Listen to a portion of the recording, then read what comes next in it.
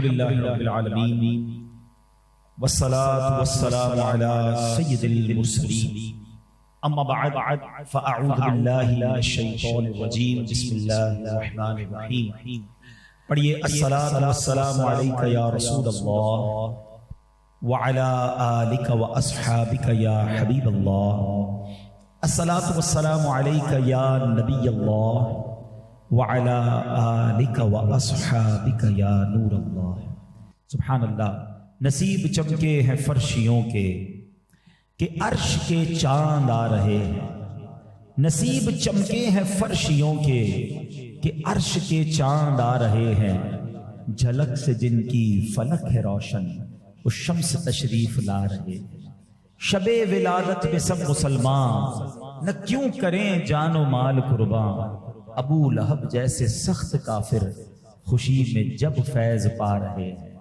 اور نثار تیری چہل پہل پر ہزاروں عیدیں ربیع الاول سوائے ابلیس کے جہاں میں سبھی تو خوشیاں منا رہے ہیں. دنیا کا کون سا کونا ہے, کون سی قوم ہے, کون سا علاقہ ہے جہاں نبی پاک کا میلاد نہیں منایا جا رہا. ہر طرف خوشی کا سما ہے اور اللہ کریم ان سب کو زندگی کی ساری خوشیاں عطا فرمائے جو نبی پاک کی ولادت کی خوشی مناتے ہیں. درود پاک پڑھنے کے بے شمار فضائل و برکات ہیں. بہت ساری احادیث فضائل درود میں ملتی ہیں. ایک بڑی پیاری حدیث ہے. میرے آقا فرماتے من صلی علی فی یوم الف مرۃ. آقا فرماتے جو مجھ پر ایک دن میں 1000 مرتبہ درود پاک پڑھے لم یمت حتی یرا مقعدہ فی الجنہ, وہ اس وقت تک نہیں مرے گا جب تک جنت میں اپنا ٹھکانہ نہ دیکھ لے. اللہ اکبر. ہم تو چاہتے یہی ہے کہ مرنے کے بعد جنت میں داخلہ ملے, مگر روزانہ جو 1000 بار درود پاک پڑھتا ہے اس کو یہ حدیث میں بشارت دی گئی کہ مرنے سے پہلے اس کو جنت میں اپنا ٹھکانہ بھی دکھا دیا جائے گا. اب 1000 بار درود پاک میں کتنی دیر لگتی ہے؟ الصلاۃ والسلام علیک یا رسول اللہ, یہ بھی درود پاک ہے. صلی اللہ تعالی علی محمد صلی اللہ علیہ وسلم, یہ بھی درود پاک. 40 منٹس میں 1000 بار درود پاک ہو جاتے ہیں. اچھا, ہم میں سے بہت سارے لوگ واک کرتے ہیں یا ڈرائیو کرتے ہیں یا ٹریول کرتے ہیں, تو اگر ہم اپنا واکنگ ٹائم, اپنا ٹریولنگ ٹائم درود ٹائم بنا دیں, 40 منٹس اسپیئر کر لیں, تو آپ کے اتنی ساری تعداد میں درود پاک ہو جائیں گے. اور آپ بلیو کریں جب بندہ درود پاک کثرت سے پڑھنے لگتا ہے نا, اس کی ٹینشن ریلیز ہونے لگتی ہے, اس کی مشکلیں آسان ہونے لگتی ہیں. وہ شاعر کہتا ہے نا, ہر درد کی دوا ہے صلی علی محمد, ہر درد کی دوا ہے صلی علی محمد, تعویذ ہر بلا ہے صلی علی محمد صلی اللہ علیہ وسلم. آئیے ربیع الاول کے مہینے میں میں بھی نیت کر لوں, آپ بھی نیت کریں کہ روزانہ کثرت کے ساتھ درود پاک پڑھیں گے.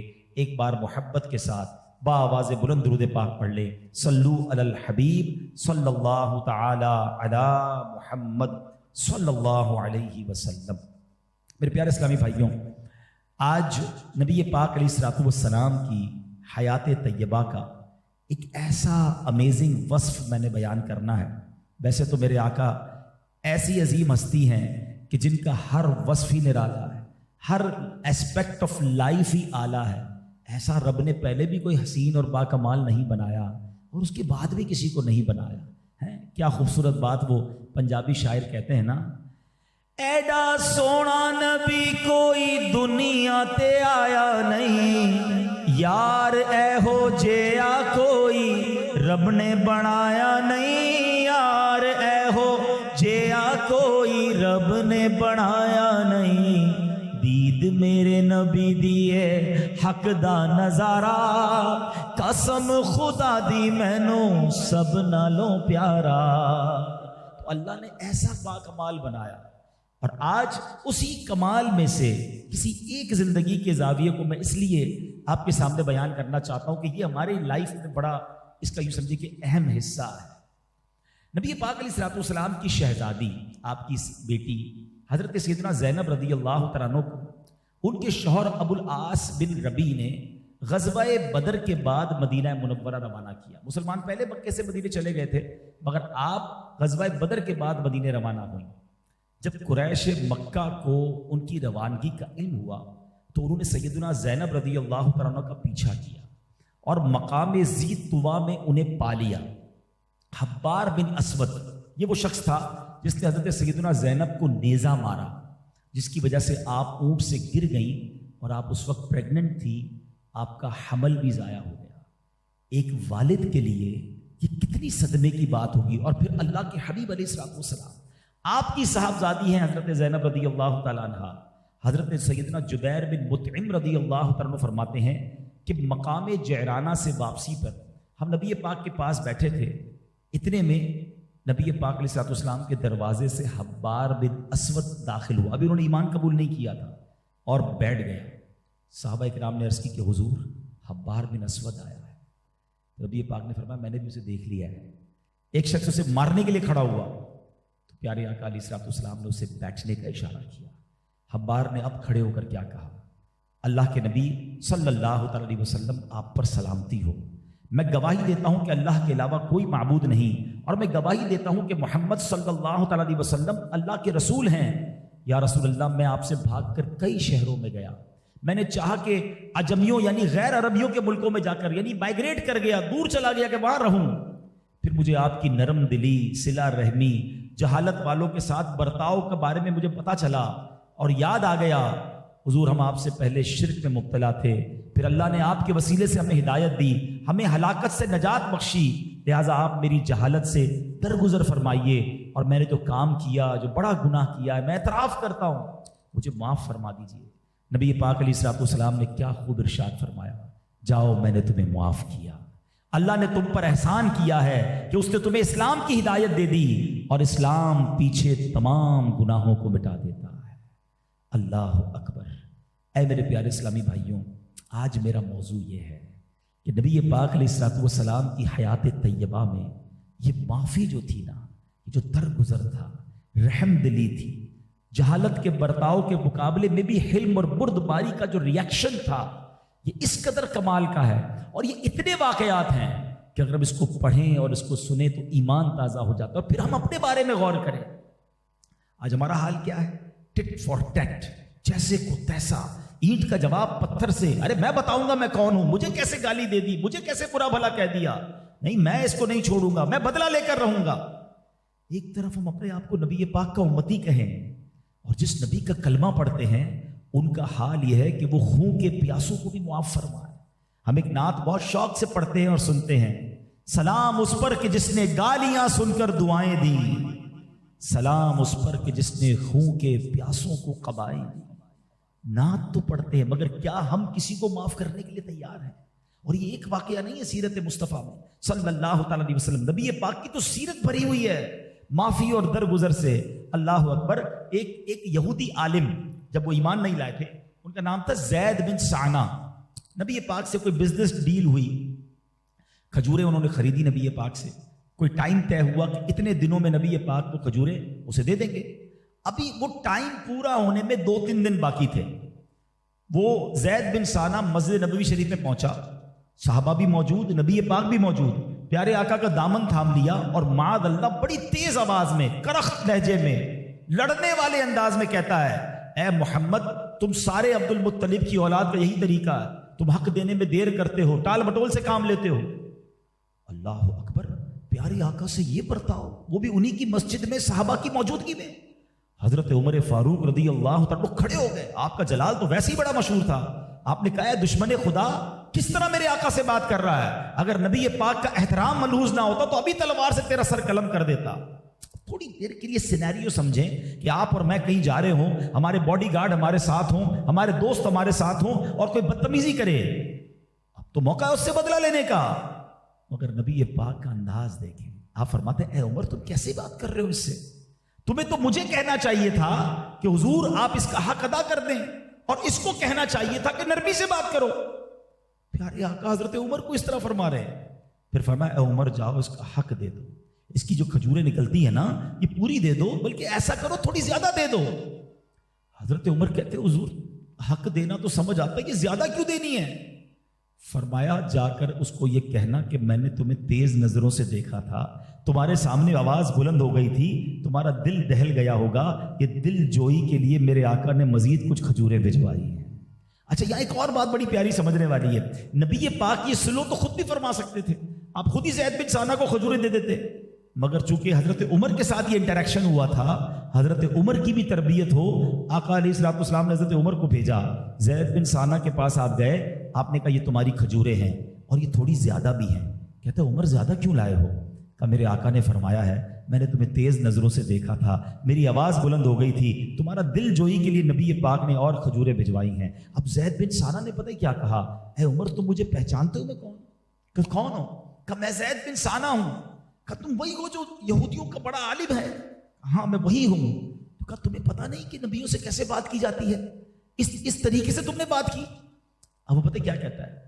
کہتا ہے میں نے اصل میں آسمانی کتابوں میں آخری نبی کی 2 نشانیاں پڑھی ہوئی تھیں اور مجھے وہ نشانیاں آج چیک کرنی تھی کہ وہ نشانی یہ تھی کہ جب ان کے ساتھ کوئی غصے سے پیش آئے وہ نرمی سے رپلائی دیتے ہیں، اور جتنی جہالت بڑھتی جاتی ہے اتنا ان کا حلم اور بردباری بڑھتی جاتی ہے. اے عمر میں نے پہچان لیا ہے یہی اللہ کے نبی ہیں، یہی آخری نبی ہیں، میں مسلمان ہوتا ہوں. اور سنو عمر میرے پاس بڑا مال ہے، میں اپنی آدھی دولت اسلام کے نام پر وقف کرتا ہوں. اب اس سے کیا سیکھنے کو ملا؟ اگر یہاں بدلہ لے لیا جاتا، یہاں ٹٹ فور ٹیٹ کر دیا جاتا تو زید بن ثانہ ایمان کیسے لاتے؟ صحابی بن گئے وہ. اور یہ ایک واقعہ نہیں ہے میرے پیارے اسلامی بھائیوں، سرور کائنات صلی اللہ تعالی علیہ وسلم کی سیرت میں جا بجا معافی کے واقعات ہیں. اچھا ایک مسکنسیپشن ہے اسلام کے بارے میں کہ اسلام تلوار کے زور پہ پھیلا ہے. نہیں جناب، اسلام معافی سے پھیلا ہے، اسلام درگزر سے پھیلا ہے، اسلام پیار سے پھیلا ہے. اور میں آج آپ کو لاجیکلی اس کو پروف کر کے بتاؤں گا. پہلے ہم چلتے ہیں، ایک اور واقعہ آپ کو سناتا ہوں. غورس نام کا ایک بندہ نبی پاک پر قاتلانہ حملہ کرنے کے لیے، آقا آرام فرما رہے، اکیلے درخت کے سائے میں، نو بڈی دیر، ہاتھ میں ننگی تلوار لے کر آ گیا. اور نبی پاک کی جب آنکھ کھلی، بڑے تکبر والے انداز میں غورس کہتا ہے، اے محمد صلی اللہ تعالی علیہ وسلم، آج تمہیں مجھ سے کون بچائے گا؟ نو بڈی دیر. اس کے ہاتھ میں تلوار ہے، آقا زمین پر آرام فرما رہے ہیں. اللہ اکبر. میرے آقا نے صرف ایک جملہ فرمایا، ایک لفظ فرمایا، اللہ. اب جب نبی پاک کی زبان سے لفظ اللہ نکلا نا، غورس تھر تھر کانپنے لگا. ہیبت نبوت تھی، اس کے ہاتھ سے تلوار گر گئی. نبی پاک نے تلوار اٹھا لی، فرمایا غورس اب تمہیں کون بچائے گا؟ اب تمہیں مجھ سے کون بچائے گا؟ کہتا ہے آپ تو بڑے کریم ہیں، آپ تو معاف کرنے والے ہیں، آپ تو درگزر کرنے والے ہیں. نبی پاک نے اسے بھی معاف کر دیا اور وہ کلمہ پڑھ کر مسلمان ہو گیا. اللہ اکبر. یہ ہے میرے آقا کی سیرت. اور آج ہم کیا کر رہے ہیں؟ ہم تو چھوٹی چھوٹی غلطی بھی کسی کی معاف کرنے کے لیے تیار نہیں ہیں. اور جو میں نے بات کہی نا کہ اسلام کس طرح معافی سے پھیلا، دیکھیں تھوڑا سا اسلام کو پہلے لاجیکلی، آپ بچے بھی بیٹھے ہیں، ینگسٹر بھی بیٹھے ہیں، کچھ ہسٹری پر بھی نظر ہونی چاہیے، نبی پاک کی سیرت پڑھا کریں. بلکہ یہ ربیع الاول کا مہینہ خاص یہ مہینہ ہے کہ ہر سال ایک بار نبی پاک کی پوری لائف کو ہم پڑھیں تاکہ وہ تمام واقعات ہمیں یاد ہوں، ہمارے بچوں کو یاد ہونے چاہیے. جب نبی پاک نے مکہ پاک سے مدینہ ہجرت کی، اب بڑے غمزدہ تھے. آپ ذرا تھوڑی دیر کے لیے سوچیں، ہم میں سے بہت سارے وہ ہیں جو کراچی میں پیدا ہوئے ہیں.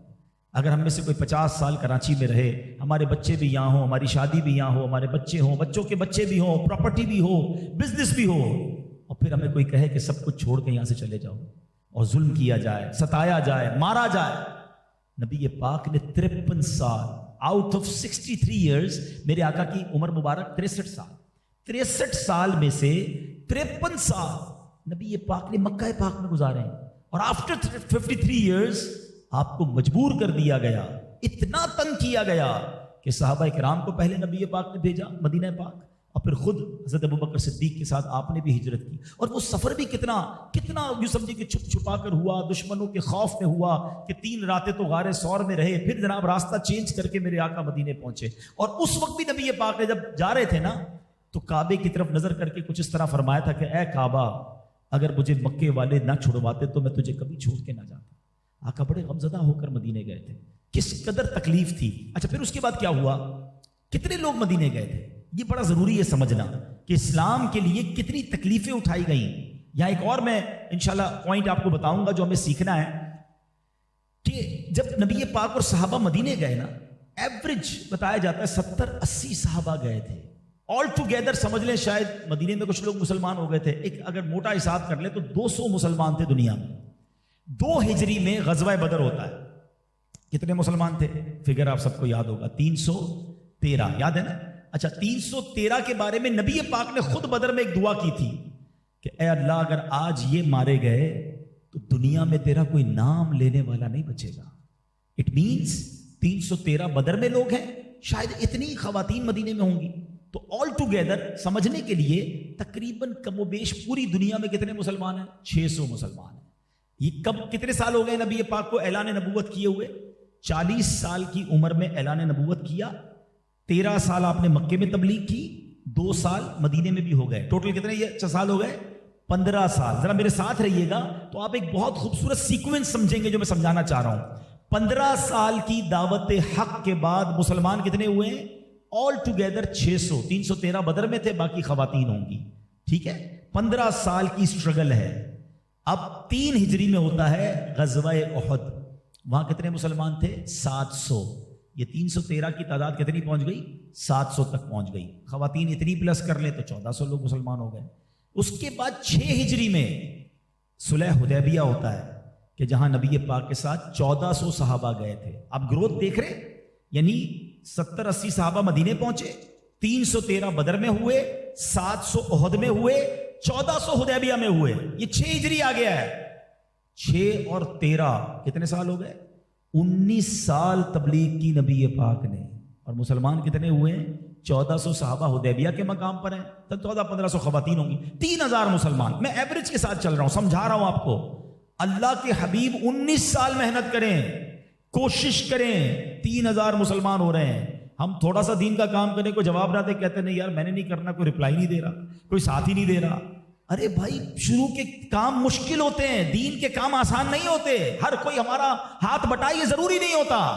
ہمارا کام اذان دینا ہے, ہمارا کام اللہ کی طرف بلانا ہے. کوئی یہ پیغام سنے نہ سنے, ارے 950 سال حضرت نوح علیہ السلام نے تبلیغ کی تھی, 80 لوگ ایمان لائے تھے. تو کیا معاذ اللہ اتنے تھوڑے ایمان لانے والوں کی وجہ سے ہم یہ کہیں گے کہ حضرت نوح نے تبلیغ ٹھیک نہیں کی؟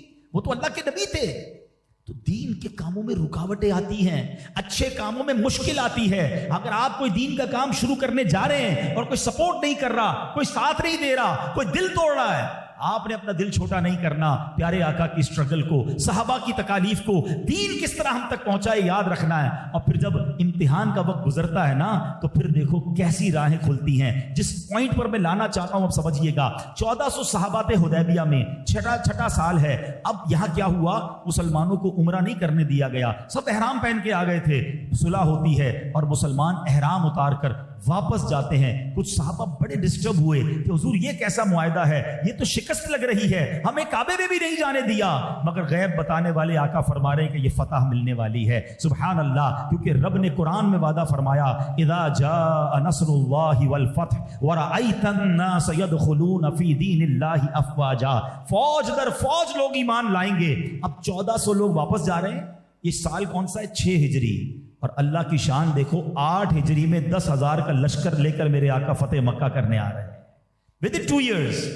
اب جیسے نبی پاک مکے پہنچے, مکہ کانکر ہو گیا, فتح ہو گیا, کوئی لڑائی نہیں ہوئی. ٹھیک ہے, اور اب وہ سارے دشمن خدا اور رسول سامنے کھڑے ہیں.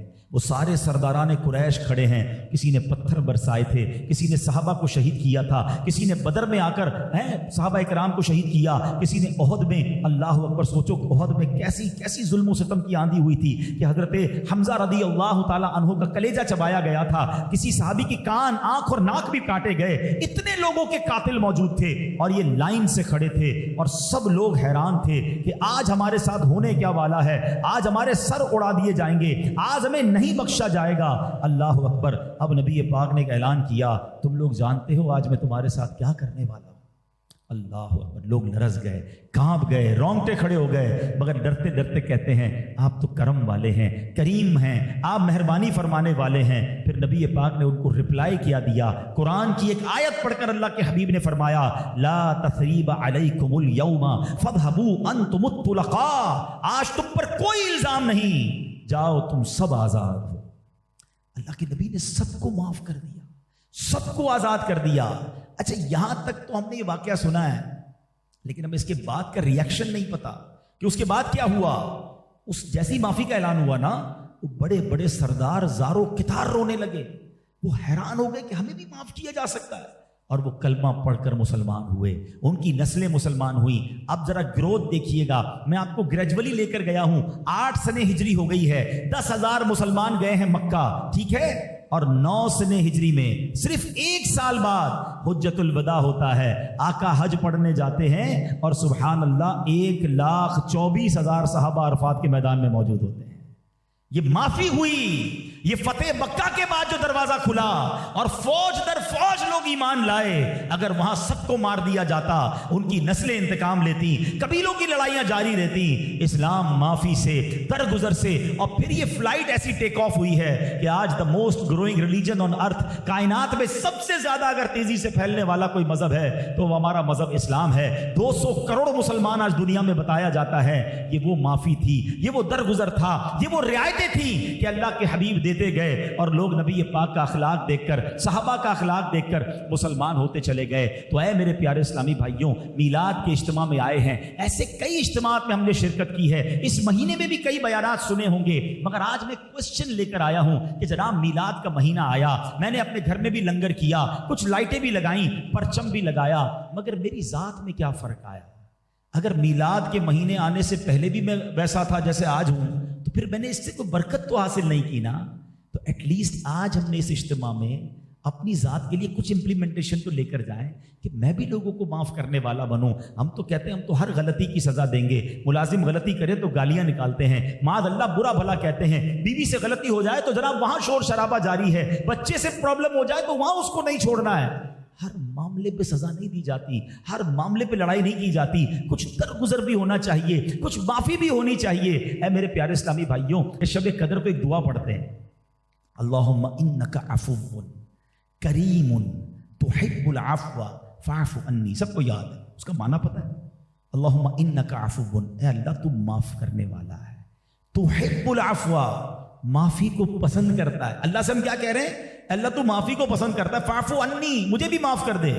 کبھی دل میں یہ خیال آیا کہ اللہ سے تو میں یہ چاہتا ہوں کہ یا اللہ تو مجھے معاف کر دے، سارے گناہ معاف کر دے، صغیرہ بھی معاف کر دے، کبیرہ بھی معاف کر دے، مگر یہ معافی مانگنے والا کیا اللہ کے بندوں کو معاف کرتا ہے؟ اپنے بارے میں تو سوچو نا کہ میں کسی کو معاف کر رہا ہوں، رب سے چاہتا ہوں رب مجھے معاف کر دے، مگر میں نے دشمنیاں پالی ہوئی ہیں، میں نے دل میں دوریاں رکھی ہوئی ہیں، میں اس بھائی کے گھر نہیں جاؤں گا، میں اس بہن کے گھر نہیں جاؤں گا، ہم اس رشتہ دار کے یہاں نہیں جائیں گے، اس کی دعوت میں نہیں جائیں گے، اس کے قریب نہیں جائیں گے، اس ایک محلے میں رہ کر ہاتھ نہیں ملاتے۔ ایک غلطی، ایک مسٹیک، ذرا سوچئے، یہ اسلام نہیں ہے، یہ نبی پاک کا طریقہ نہیں ہے۔ معاف کر کے، درگزر کر کے ہم زندگی گزار سکتے ہیں، ویسے ہی لائف تھوڑی ہے، کتنی دشمنیاں پالیں گے، کتنی دوریاں کریں گے۔ اے میرے پیارے اسلامی بھائیو، یہ بات ہمیں سیکھنا ہوگی کہ نبی پاک تو جانی دشمنوں کو معاف کر دیتے، اور ہم چھوٹی چھوٹی مسٹیک دل میں لے کر بیٹھے ہوئے ہیں۔ اچھا، پھر اس کی وجہ سے گھر ٹوٹتے ہیں، چھوٹی سی بات پر آج کل طلاق ہو جاتی ہے، اور جناب ماں باپ پھر سر پکڑ کے رو رہے، کیونکہ معاف کرنے کے لیے کوئی تیار نہیں ہے نا۔ اچھا، بعض اوقات میاں بیوی میں دوری ہے، 6 مہینے ہو گئے، سال ہو گئے، وہ اپنی ماں کے گھر بیٹھی ہے، یہ اپنی والدہ کے گھر بیٹھا ہے، وہ کہتا ہے وہ جب معافی مانگے گی تو میں لے کر آؤں گا، وہ کہتی ہے یہ معافی مانگے گا تو میں آؤں گی۔ دونوں اپنی جگہ بیٹھے ہوئے، کوئی ایک معافی مانگنے کے لیے تیار نہیں ہے۔ ایک سوری نے 2 خاندانوں کو دور رکھا ہوا ہے، ایک سوری نے 2 بھائیوں کو دور رکھا ہوا ہے، 2 پارٹنرز ٹوٹ گئے کیونکہ کوئی سوری کرنے کے لیے تیار نہیں ہے۔ ایسا نہ کرو، مانگ لو بڑھ کے آپ معافی۔ میلاد کا مہینہ ہے، نبی پاک کی میں آپ کو سیرت سنا رہا ہوں، آپ کی اپنی صاحبزادی کو کتنا برا صدمہ دیا، اس کو میرے آقا نے معاف فرما دیا، جس نے نبی پاک کے چچا کو شہید کیا، اور ایسے چچا جس سے نبی پاک بڑا پیار کرتے تھے، کلیجہ چبایا۔ سوچو تو صحیح کتنا غصہ آنا چاہیے، مگر آقا نے ان کو بھی معاف فرما دیا۔ وہ سب کو معاف کریں، اور ہم اسی نبی کے امتی کہلانے والے کسی کو معاف نہ کریں۔ ہر بات پہ لڑائی، موقع چاہیے بس لڑنے کے لیے، ایسا لگتا ہے everybody is ready to fight, frustration اتنا بھرا ہوا ہے کہ موقع ملے کسی پہ غصہ نکال دو۔ یہ نہ کیا کرو، درگزر کریں، اور یہی اللہ کو بڑا پسند ہے۔ نبی پاک علیہ الصلوۃ والسلام نے ایک جگہ ارشاد فرمایا جس کا مضمون ہے، اگر تم چاہتے ہو کہ اللہ تمہاری مغفرت کر دے، بلا تمہارے حساب میں آسانی کرے، اور تمہیں جنت میں گھر عطا فرمائے، تو 3 کام کر لو۔ وہ 3 کام کون سے ہیں؟ فرمایا جو تمہیں محروم کرے تم اسے عطا کرو، جو تم سے قطع تعلق کرے تم اس سے جوڑو، اور جو تم پر ظلم کرے تم اسے معاف کر دو۔ اچھا، بعض اوقات لوگ کہتے ہیں میری غلطی تو نہیں ہے، غلطی اس کی ہے تو میں کیسے معاف کر دوں؟ غلطی کرنے والے کو ہی تو معاف کرنا ہوتا ہے، بغیر غلطی والے کو کیا معاف کرنا ہوتا ہے؟ کسی نے کچھ کیا ہی نہیں اور آپ کہیں میں نے معاف کیا تو کیا کمال کیا؟ معافی کرنا ہی اس کو جس نے ہمارا دل توڑا ہے یا ہمیں تکلیف پہنچائی ہے. آپ معافی کا ثواب کمائیے اور یہ نہ سوچو کہ وہ پہلے آ کر معافی مانگے. ہماری میمنی کا تو بڑا پیارا جملہ ہے نا، بچپن سے سنتے آ رہے ہیں، جو نمیوں وہ اللہ کے گمیوں.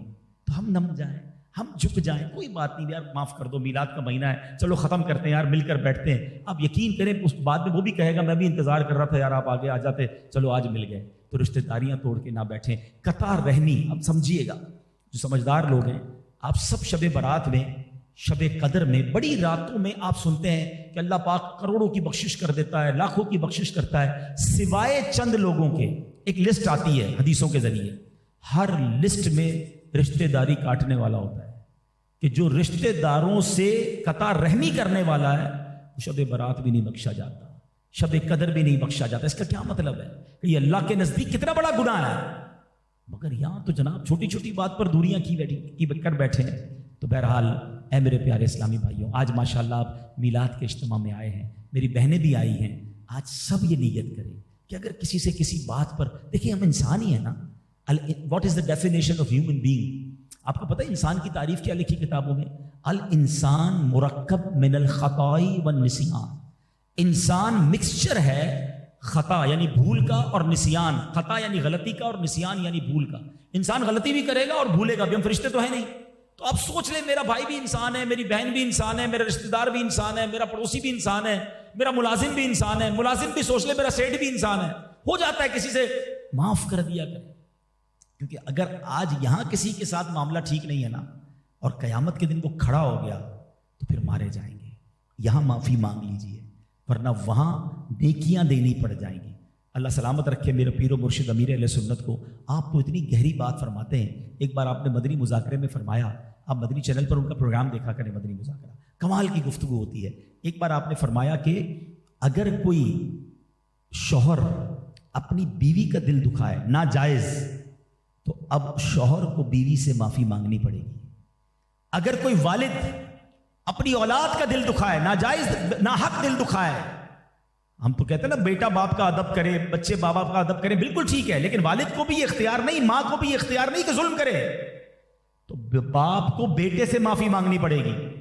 بلکہ ایک اسٹیپ آگے بڑھ کے آپ فرماتے ہیں اگر کوئی پیر اپنے مرید کے ساتھ زیادتی کرے، ناحق دل دکھائے، تو اس پیر کو بھی اپنے مرید سے معافی مانگنی پڑے گی. اور ہم نے دیکھا ہے امیر اہل سنت کو، ہم نے دیکھا ہے وہ مریدوں سے معافی مانگ رہے تو میری بات بری لگی ہو تو معاف کر دینا، کوئی آپ کو آپ کا حق تلف ہو گیا تو معاف کر دینا. یہ تربیت کہاں سے ملی؟ حدیثوں سے ملی. کیونکہ نبی پاک علیہ الصلوۃ والسلام جو ہیں وہ صحابہ کے سامنے فرمایا کرتے تھے کہ کسی کا حق آتا ہے تو مجھ سے لے لو. وہ آپ نے واقعہ سنا ہوگا کہ ایک صحابی نے جب نبی پاک نے اس طرح اعلان کیا تو کھڑے ہو کے کہتے حضور میرا حق آتا ہے آپ کے اوپر. فرمایا کیا حق ہے؟ کہ ایک بار ہم لائن بنا رہے تھے، آپ نے اپنی چھڑی میرے پیٹ پہ لگائی تھی، میں چاہتا ہوں آج میں آپ سے بدلہ لے لوں. نبی پاک نے فرمایا آ جاؤ لے لو بدلہ. صحابہ حیران کہ یہ کیا کرنے جا رہا ہے، نبی پاک سے بدلہ لینے جا رہے ہیں. تو کہا حضور بدلہ ایسے تو نہیں ہوگا، جب آپ نے چھڑی لگائی تھی نا کرتا نہیں تھا، ننگا پیٹ تھا، آپ بھی اپنا کرتا اوپر کیجیے. نبی پاک نے اپنا کرتا اوپر کیا. صحابہ کی چیخیں نکل گئیں کیا کرنے جا رہا ہے، مگر وہ بھی عاشق رسول تھے، دوڑتے ہوئے گئے اور نبی پاک سے لپٹ گئے. اللہ اکبر. یہ ہے صحابہ کرام علیہ رضوان کا اور پیارے آقا کا انداز. ہم سے اگر بعض اوقات ریئلائز بھی ہو جاتا ہے کہ یار آج بیوی کے ساتھ زیادتی کرتی ہے، مگر ہمت نہیں ہوتی کہ اس کو کہیں کہ معاف کر دو. میں شوہر ہو کے بیوی سے معافی مانگوں. کبھی کبھی ہوتا ہوگا کہ یار سیٹ ہو کے نوکر کو بہت کچھ سنا دیا، بعد میں یہ بھی پتہ چل جاتا ہے کہ اس کی غلطی نہیں تھی، پھر بھی یہ زبان نہیں اٹھتی کہ یار میں نے تمہارے ساتھ زیادتی کر دی، بھائی معاف کر. میں اپنے ملازم سے معافی مانگوں. کیا اس کا دل نہیں ہے؟ وہ اللہ کا بندہ نہیں ہے؟ یاد رکھنا اگر وہ کھڑا ہو گیا نا اللہ کی بارگاہ میں تو پکڑے جائیں گے، مارے جائیں گے. اور وہاں پیسے نہیں دینے. قیامت کے دن لوگ کہتے ہیں بھائی کسی کے پیسے دبا کر کہتے ہیں جو ہو سکتا کر لو، میرا کوئی کچھ نہیں بگاڑ سکتا، میں کسی کو کچھ بھی کہہ دوں میرے آگے کوئی نہیں بول سکتا. ٹھیک ہے آج کوئی تمہارے آگے نہیں بول سکتا، مگر ایک دن ہوگا مظلوم کا ہاتھ ہوگا اور ظالم کا گریبان ہوگا. میں پچھلے دنوں پنجاب گیا تھا تو پنجاب میں نے ایک جملہ سنا جس نے مجھے تو ہلا کے رکھ دیا. وہ پنجابی لوگ کہتے ہیں مضبوط آدمی سے نہ ڈرو، ماڑے آدمی سے ڈرو. ماڑا کس کو کہتے ہیں؟ کمزور کو. تو میں نے کہا یہ کیوں کہہ رہے ہو؟ کہتا جو ماڑا ہوتا ہے نا، جو کمزور ہوتا ہے، جب اللہ کی بارگاہ میں ہاتھ اٹھاتا ہے نا تو اس کی دعا عرش تک جاتی ہے، پھر اللہ کی قدرت اس کے ساتھ ہو جاتی ہے. کمزور کا مددگار رب ہوتا ہے. میں آپ کو بھی مشورہ دوں گا، کبھی آپ کو لائف میں محسوس ہونا کہ یار بڑا زبردست کاروبار چل رہا تھا، اب معاملہ ڈسٹرب ہو رہے ہیں، بالکل صحیح صحت تھی اور اب صحت میں گڑبڑ ہو رہی ہے، فیملی بالکل خوشحال تھی اور اب بھائی بہنوں میں یا گھر والوں میں گڑبڑ ہونے لگ گئی ہے، تو چیک کرو کسی کی ہائے تو نہیں لے لی ہے، کسی پر ظلم تو نہیں کر دیا۔ یہ چلتی گاڑی جو ڈسٹرب ہونا شروع ہوئی ہے نا، کیونکہ جب ہائے لگتی ہے نا، زندگی کا ایک فارمولا بنا لو میرے بھائیوں، دعائیں لینے والے بنو، ہائے لینے والے نہ بنو۔ میرے آقا کی اس سیرت سے سیکھ کر جانا ہے۔ ہو جاتا ہے یار انسان سے غلطی، معافی، درگزر، اور اگر خدا نہ خواستہ اگر میرا کوئی بھائی ایسا بیٹھا ہے، میری کوئی بہن ایسی بیٹھی ہے، تو اگر آپ کو لگتا ہے کہ یار میں نے کسی کے ساتھ زیادتی کر دی ہے، چاہے وہ کوئی بھی ہے، آپ کا ملازم ہی کیوں نہ ہو، معافی مانگ لینا۔ اے میرے پیارے اسلامی بھائیوں، حقوق العباد کا درس لے کر جاؤ، ہم سے کوئی ناراض نہ ہو دنیا میں، ہم نرمی کریں، ہم معاف کریں۔ ایک بار کیا ہوا، پیارے آقا علیہ الصلوۃ والسلام کا دور ہے، صحابہ کرام کا دور ہے، ایک صحابی کا ایک غلام تھا، اس نے کوئی مسٹیک کی، ان کو بڑا غصہ آیا۔ غلام تو نوکر سے بھی زیادہ، غلام تو غلام ہوتا ہے نا، نوکر تو نہیں تھا، جاب تو نہیں کرتا تھا، غلام تھا۔ تو انہوں نے کوڑا اٹھایا اور اس کو مارنے کے لیے ہاتھ بڑھایا۔ ان کو پیچھے سے آواز آئی کہ تم جتنا اس بندے پر قدرت رکھتے ہو نا، کوئی ہے جو تم پر اس سے زیادہ قدرت رکھتا ہے۔ صحابی نے جیسے مڑ کے دیکھا تو پیچھے نبی پاک کھڑے ہوئے تھے، آقا یہ فرما رہے تھے، وہ ڈر گئے، کہتے حضور معاف کر دیں، میں اس کو معاف بھی کرتا ہوں، اللہ کی رضا کے لیے آزاد بھی کرتا ہوں۔ نبی پاک نے فرمایا، کچھ اس طرح فرمایا کہ اگر تم ایسا نہ کرتے تو تم کو آگ چھوتی۔ تو اے میرے پیارے اسلامی بھائی، یہ ہے تربیت نبی پاک علیہ الصلوۃ والسلام کی۔ جن کا میلاد منانے آئے ہیں نا، ان کی ذات سے ہمیں یہ سیکھنا ہے۔ لڑائی جھگڑا، مار کٹائی، ریونج، میں بھولتا نہیں ہوں، ایک بار میں اوستا محمد یا اس طرح کا بلوچستان کا کوئی ایریا تھا، وہاں میں بیان کرنے گیا۔ بیان کے بعد میرا اگلا بیان کوئٹہ میں تھا، تو میں جن کے پاس رکا ہوا تھا بڑے اچھے ویل آف لوگ تھے، بڑا عزت دی، بڑا پیار دیا، تو میں نے کہا آپ بھی چلے میرے ساتھ کوئٹہ۔ کہ میں کوئٹہ نہیں جا سکتا۔ میں کیوں؟ کہ وہاں ہمارے دشمن ہیں، وہاں ہمیں مار دیں گے وہ۔ میں یقین کرنے تھوڑی دیر کے لیے شاکڈ ہو گیا کہ میں پاکستان میں ہوں، میں مسلمان سے بات کر رہا ہوں، میں مسلمانوں کے ملک میں رہتا ہوں، اور ہمارے ملک میں یہ حال ہے کہ اب بھی وہ قبیلے کی دشمنیاں، اب بھی وہ خاندان کی دشمنیاں کہ فلاں جگہ نہیں جا سکتے، اس قبیلے والوں سے نہیں مل سکتے۔ تو نبی پاک یہی تو مٹانے آئے تھے۔ آقا علیہ الصلوۃ والسلام کی جو بعثت کا نبی، دیکھیں جشن ولادت منانا بہت اچھی بات ہے، مگر مقصد ولادت پر کون بات کرے گا؟ کہ آقا علیہ الصلوۃ والسلام کے اس دنیا میں آنے کے مقاصد میں سے ایک مقصد نبی پاک نے بیان فرمایا کہ میں اخلاق کی تکمیل کرنے کے لیے دنیا میں آیا ہوں۔ مگر آج ہمارے اخلاق کس پستی کا شکار ہے۔ تو ہے میرے پیارے اسلامی، میں تو صرف اخلاق کی ایک سائیڈ پر بات کر رہا ہوں، ایک بیان میں بہت ساری باتیں نہیں کر سکتا، ورنہ آج ہمارے اخلاق کا جو حال ہے، ایثار کہاں گیا؟ آج بندہ کہتا ہے میرا کام سیدھا ہو جائے، اگلے کا بیڑا غرق ہو جائے۔ اسلام تو ایثار کا درس کرتا ہے کہ سب کا بھلا ہو، دوسرے بھائی کا بھلا ہو جائے تو اللہ آپ کا بھی بھلا کر دے گا۔ تو بہرحال میرے پیارے اسلامی بھائیوں، آج ہمیں کم از کم ایک ادا لے کر جاؤ۔ میں یہ چاہتا ہوں کہ ہمارا میلاد کا یہ جب مہینہ ختم ہونا تو ہماری فیملی محسوس کرے، ہمارے دوست محسوس کریں کہ یار اب آپ لڑتے نہیں ہیں، اب آپ غصہ نہیں کر رہے، آپ گالی نہیں نکالتے، تو آپ کہیں یار بس آقا کا میلاد آیا نا، میرے آقا تو جانی دشمنوں کو معاف کرتے تھے، میں نے اس میلاد کی برکت سے معاف کرنا سیکھ لیا ہے۔ کوئی کہے کہ یار آپ فجر میں بھی مسجد میں نظر آنے لگے، 5 وقت کے نمازی ہو گئے، تو آپ جواب دیں کہ میں نبی پاک کا میلاد آیا اور آقا کو تو سب سے زیادہ پسند نماز ہے۔ آقا فرماتے جعلت قرۃ عینی فی الصلاۃ، نماز میں میری آنکھوں کی ٹھنڈک ہے۔ تو میں اسے جواب دوں کہ نبی پاک کا برتھ ڈے تھا، آقا کو کچھ گفٹ بھی تو دینا تھا نا، میں نے نبی پاک کو 5 وقت نماز کا تحفہ پیش کر دیا۔ میری لائف میں فرق کیا آیا میلاد کے بعد؟ تو پھر مزہ ہے نا کہ دیکھیں اپنے کردار کو چینج کر کے میلاد منائیں تو پھر انشاءاللہ نبی پاک کی خاص نگاہ رحمت عطا ہوگی۔ تو آج کے اس اجتماع میں معافی اور درگزر کو اپنائیں، اور اگر آپ چاہتے ہیں کہ اللہ ہمیں معاف کرے تو پہلے ہم اللہ کے بندوں کو تو معاف کریں نا۔ ایک آخری بات، کئی بار یہ واقعہ میں نے سنا ہے لیکن شاید کوئی نئی آڈینس بھی ہوگی، کسی اور کو درس مل جائے گا کہ ایک شخص تھا، دیکھیں بندوں کو معاف کرنا اللہ کو کتنا پسند ہے، کہ ایک شخص تھا، اس کی بیوی نے ایک بار کھانے میں بہت نمک ڈال دیا، پکایا ہوگا بیچاری سے غلطی سے ڈل گیا ہوگا، جیسے ہی وہ کھانا کھانے لگا تو اسے بڑا غصہ آیا، کہا اب تو یہ پلیٹ ہی اس کے منہ پہ مار دیتا ہوں۔ ہو سکتا ہے یہاں بھی کچھ ایسے شیر ببر بیٹھے ہوں گے کہ جب کھانے میں کمزوری ہوتی ہوگی یا پسند کا کھانا نہیں ملتا ہوگا تو چائے ٹھنڈی ملتی ہوگی تو پانی گرم ملتا ہوگا، تو جناب اسی وقت گالیاں، تو اسی وقت برتن توڑنا یا کچھ برا بھلا کہنا۔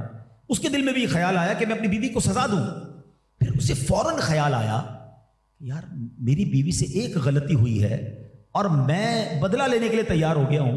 میں تو صبح شام اللہ کی بارگاہ میں کتنی غلطیاں کرتا ہوں, وہ تو مجھ سے بدلہ نہیں لے رہا, وہ تو مجھے سزا نہیں دے رہا. کہتا میں نے کچھ بھی نہیں کہا, چپ چاپ کھانا کھا لیا, چلا گیا. مرنے کے بعد مجھے بتایا گیا کہ اس روز جو تو نے بندہ ہو کر بندی کو معاف کیا تھا, میں تو سب سے بڑا معاف کرنے والا ہوں, جا میں نے تیرے سارے گناہ معاف کر دیے.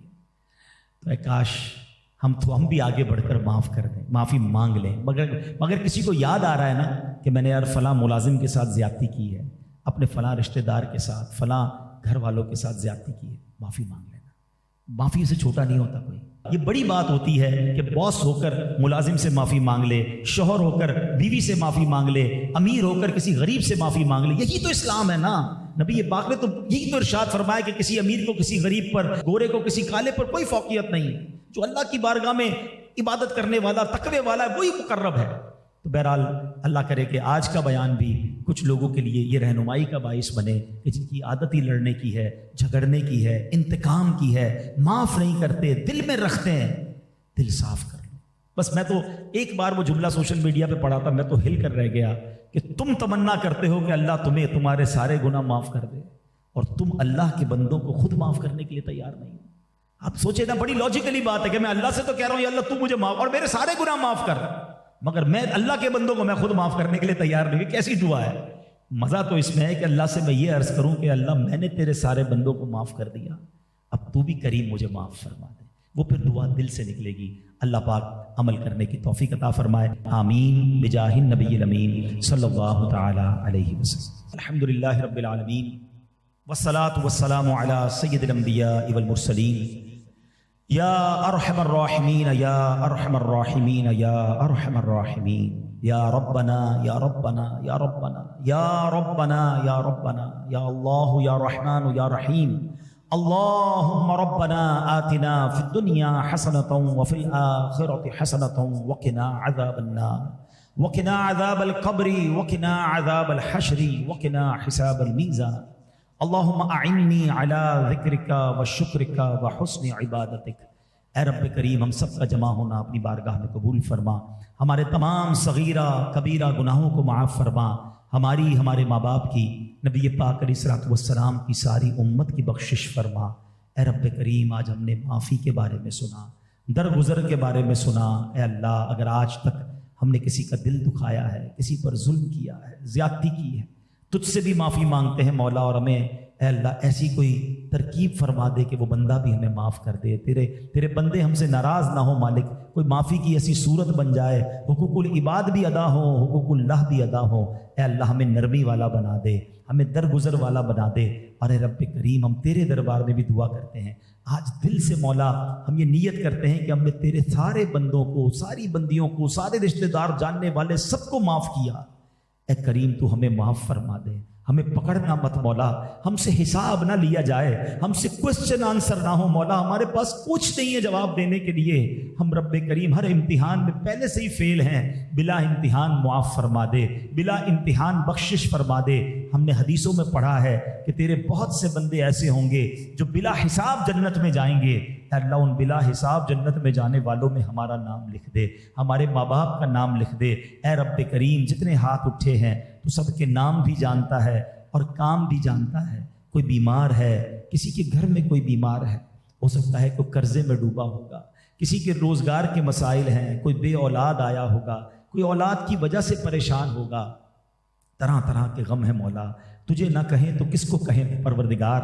آج یہاں تیرے حبیب پاک علیہ الصلوۃ والسلام کا ذکر ہوا ہے, اس ذکر مصطفیٰ کا واسطہ ہمارے دکھوں کو دور فرما دے, ہماری پریشانیوں کو دور فرما دے. اے اللہ سب کے روزی روزگار میں, رزق حلال میں برکت عطا فرما, رزق حرام سے ہم سب کو محفوظ فرما.